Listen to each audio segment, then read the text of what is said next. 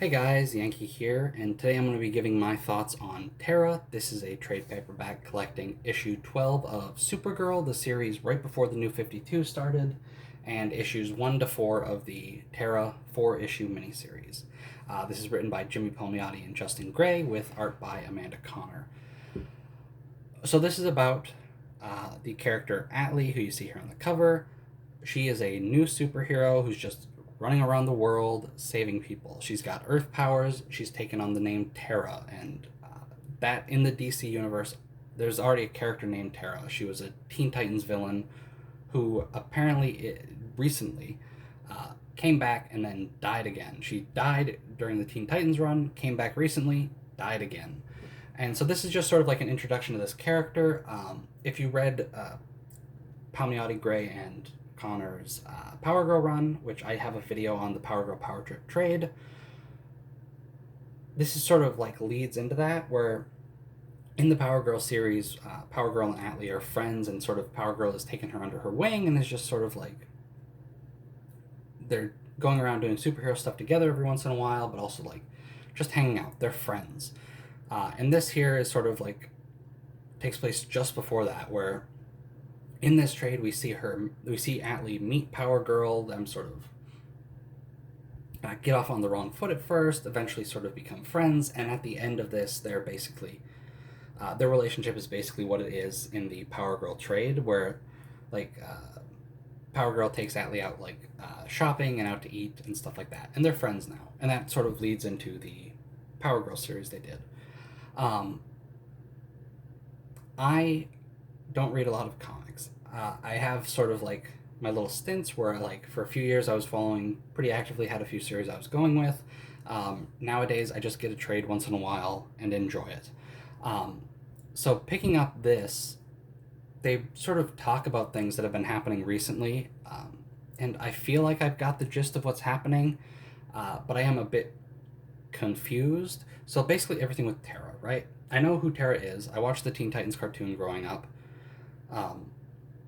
And I know sort of the differences between the cartoon version and the comic version, how apparently like the comic version was actually just like terrible.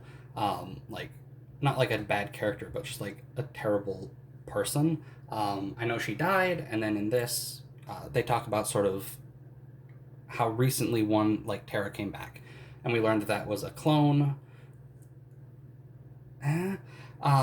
And then it died again, and then Atlee's the new Terra.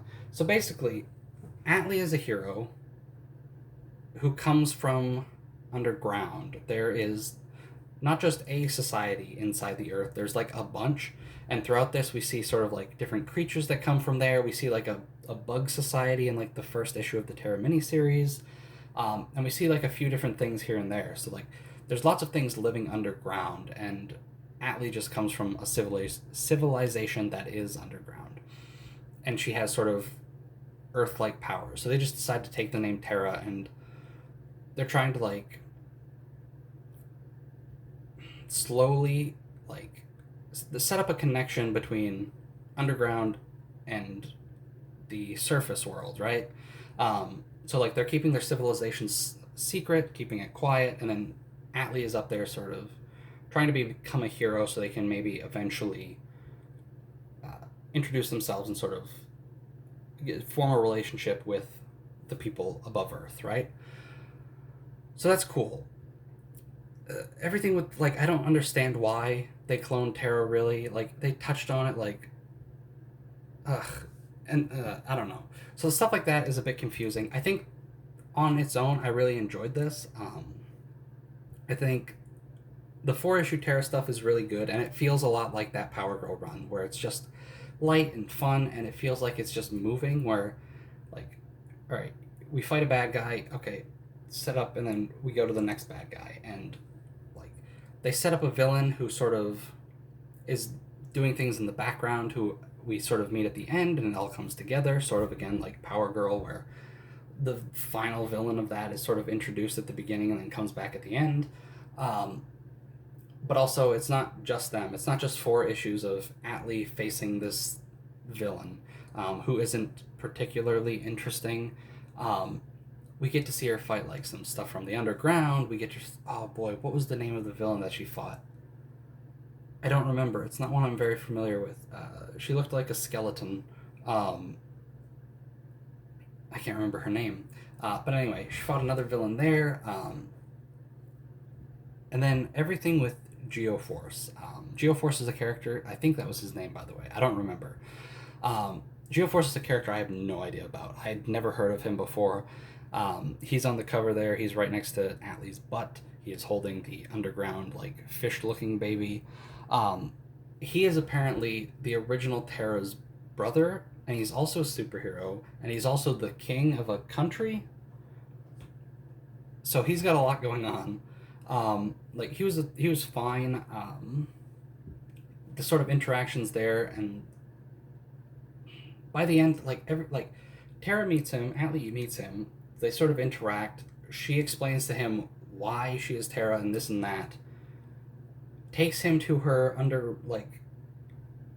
her home underground, and then at the end they have to erase his memories because they don't want people to know.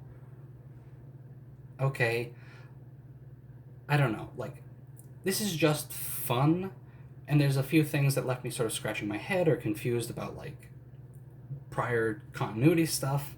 And, like, wiping Geoforce's mind, I just think is silly, especially when in the Power Girl run, Atlee happily brings Power Girl down, and then they just hang out and then leave. Overall, I think, again, this is fun. If you like that Power Girl run, this feels a lot like it. Especially at the end when Power Girl and Atlee are just hanging out. That is exactly like what that Power Girl run is. I love Amanda Connor's art, and I'm really bummed she doesn't do interiors anymore. Yeah, villain is kind of weak, but he's not really a villain until he just sort of becomes one. He's just sort of like a businessman who wants to be an explorer, who wants to, like, discover something. And then his girlfriend turns into a stone and then melts in lava, and then he's evil. Um, so yeah, weak main villain. Like, I think this really shines when it's just Atlee running around Earth, saving people, teaming up with a hero, fighting a villain. I do like Atlee a lot more in this than I do in Power Girl. She's fine there, and I think their interactions are fun. But this trade here really made me want to read more about just her. Like, if she got another series, which she never will, I'd read that. I'd be happy to read that because I do enjoy the character. So yeah, read this if you just want, like, a fun character and you just want something fun and sort of light. But also, this trade's kind of expensive to come by, so if you're looking to buy it, I wouldn't.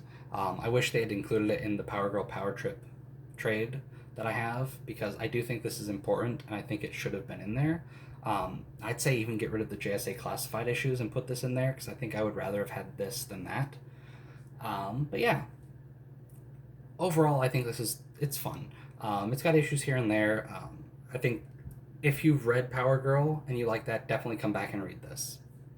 Or if you haven't read Power Girl, give this a try, and if you enjoy this, go read their Power Girl run, and because you can get some more of Atlee, and you can get just more sort of fun comics in this vein. So anyway, thanks for watching, and I'll see you guys next time.